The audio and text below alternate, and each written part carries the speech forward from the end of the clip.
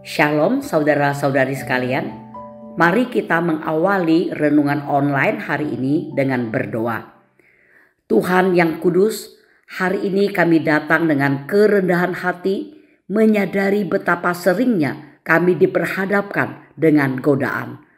Tolong kami belajar dari firman-Mu, agar kami bukan hanya tahu bagaimana melarikan diri dari godaan, tetapi juga mampu menyiapkan hati untuk mencegahnya sejak awal. Dalam nama Yesus kami berdoa. Amin.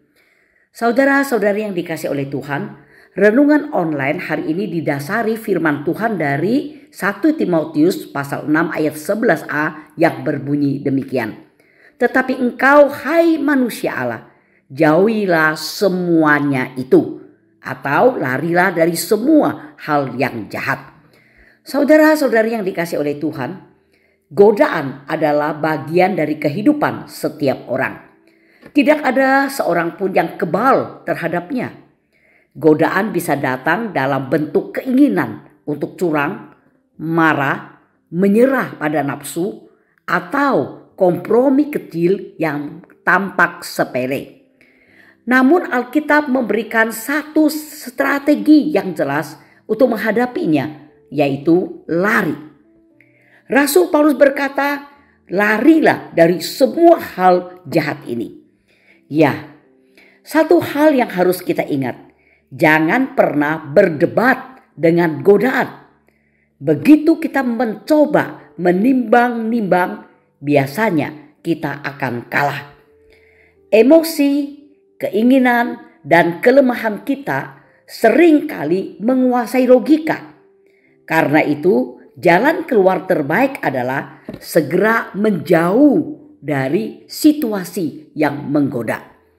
Tetapi lebih dari itu, firman Tuhan juga mengingatkan pentingnya strategi pencegahan.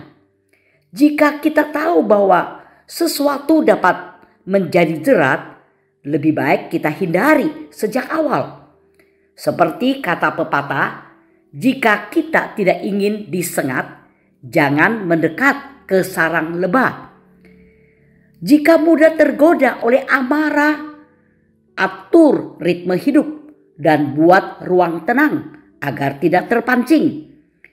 Jika mudah tergoda dalam urusan bisnis, siapkan prinsip yang jelas dan sistem pertanggungjawaban sebelum tawaran yang mencurigakan datang. Jika mudah tergoda dalam hal kesucian, buat batasan yang tegas sebelum godaan itu mendekat. Saudara-saudara, rencana darurat kita sederhana, yaitu lari. Namun rencana pencegahan kita harus nyata, yaitu membangun pagar sebelum kita jatuh. Tuhan rindu agar kita bukan hanya bebas dari dosa, tetapi juga hidup dalam kesucian dan bijaksana dalam membuat pilihan. Saudara-saudari yang terkasih, hari ini mari kita jujur pada diri sendiri. Godaan apa yang paling sering mendekati kita?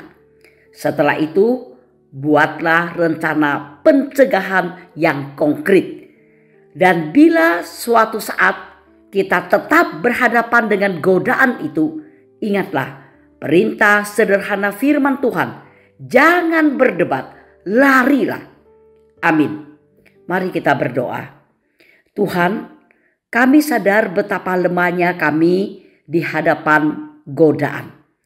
Terima kasih karena Engkau memberi kami firman yang menuntun.